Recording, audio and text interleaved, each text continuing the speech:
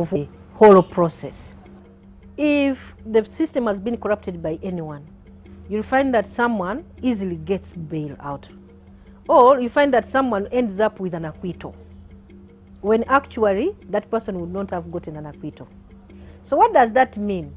That from the beginning, there was a problem with the evidence that was gathered, and the manner of gathering evidence, and the manner of direction of evidence. So syndicated corruption means that someone has oiled almost the system up to the trial court. So everyone who matters in there and has to handle that file has had a touch on it, that they're going to play around with the file, they're going to tamper with the evidence, they're not going to put in their effort. So it's the complainant who faces an injustice, and they have less control to this system. The system has been oiled, and many have picked. Right from the one who took you to the investigating, to the office of the CID, and then the investigating officer, and then the state attorney must have been part, because someone will tell you, me, I may do my part, but if you don't involve the state attorney and give her something or him, the state attorney is going to force me to pick this and that and that. So you need to go to the state attorney, and the state attorney also gets something. So it becomes a cycle, She says that this is becoming a commonplace in Uganda's justice system and a new form of syndicated corruption. We still have an issue with the police.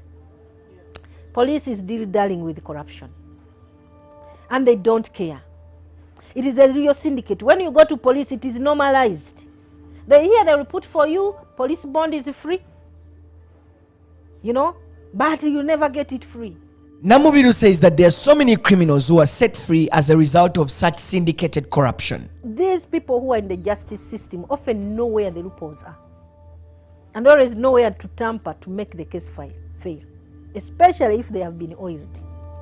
When I say oiled, the system has been facilitated to manage the file, and this is usually with the suspects that have abilities, and that's why they will say omwavu tasinga musango, because a rich suspect will go to whatever length to ensure that either the file is hid away completely, put away. You look for the file, you can't find it. They open a duplicate, but also the evidential value is lost here and there and there. They look for the exhibits, they say the exhibits got lost in the drawer. They were not clearly marked. So who are you going to blame? So then the suspect will be acquitted. And then you say, but this court is corrupt. Yet it began right from the time of investigation. She says there is need for investigations into the matter and officers prosecuted. So I think the institution of the police, because it's the one that deals with these cases when they have just happened, the incidents. So first of all, they need to be facilitated adequately, because oftentimes they have an excuse of saying, we don't have money to go to. But then they have to have a critical eye on the investigators.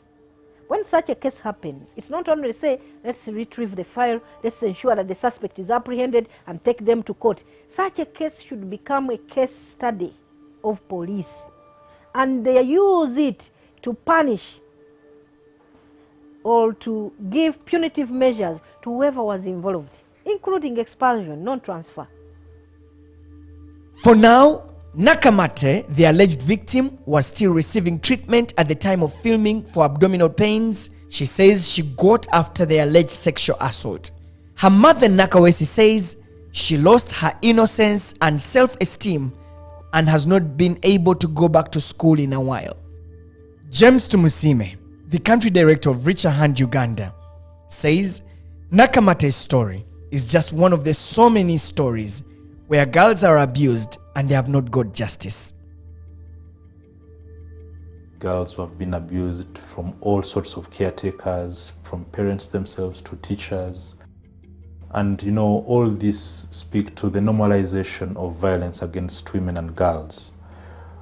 Society is not quick to respond, is not quick to punish men who have committed sexual-related offenses against women and girls. And I think this is a core problem that needs to be spoken about at all levels. Tumusime says that parents too need to create a relationship between their children to freely speak to them about everything they go through. One is to build an environment where they can talk to their children, but also this speaks to us making information available through school, through parent clubs, through churches, where young people can confidently build a network of people that they can share such critical information with.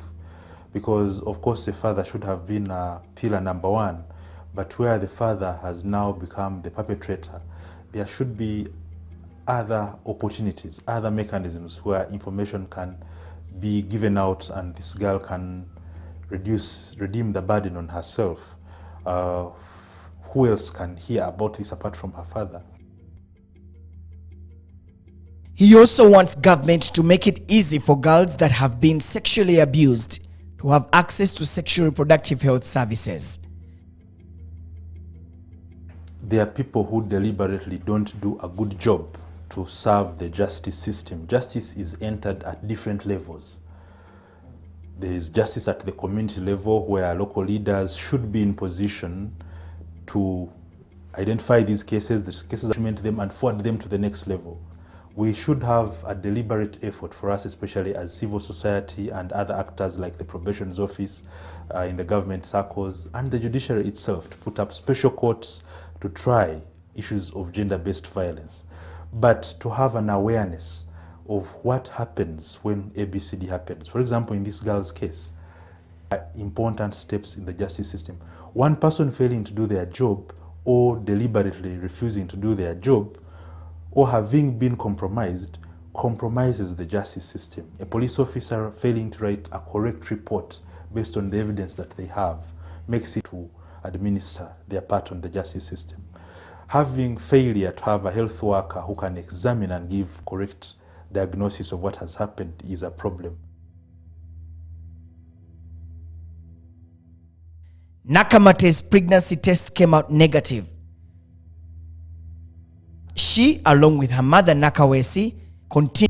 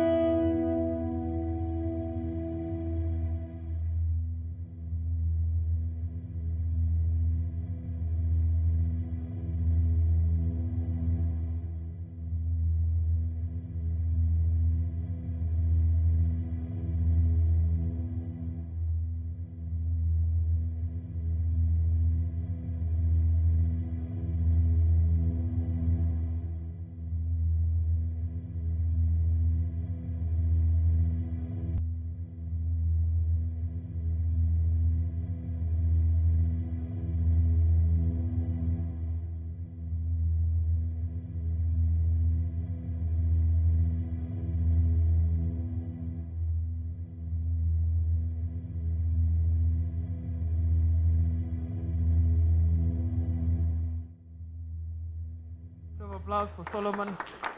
He's put together a very compelling investigative documentary, and we're very shortly going to allow our panel to give us their own insights about what they think of the documentary now that they've watched it. And the panel is so robust. Like I said, all the machinery around the judiciary system is in the room today, so we'll be able to have insights from everyone on that process. And I want to invite them so that they can take their seats at the front as they're being arranged.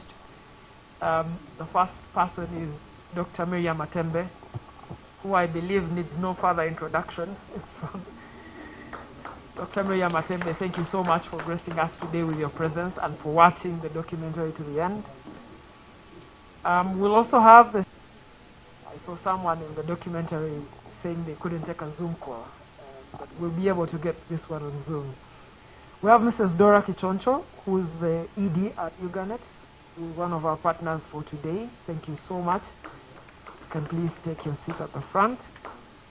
Then from the office of the DPP, we have Mrs. Samali Wakoli, who is Assistant DPP and the head of the Gender-Based Violence Department at the DPP's office. And then we'll also have Mr. Twine Charles, who is the Public Relations Officer for our CID, the Uganda Police Force. Thank you so much, Charles, for gracing us with your presence today. So I'll ask our panelists to take their seats at the front. and then I work out a microphone here so that we can have a short conversation.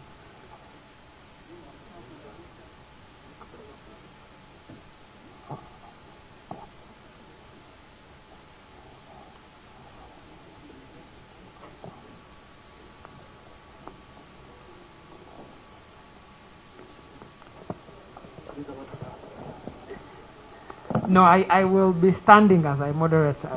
I want to keep fit. You can have a microphone. Yes, we have. If you want us to further sanitize it, there's a sanitizer here.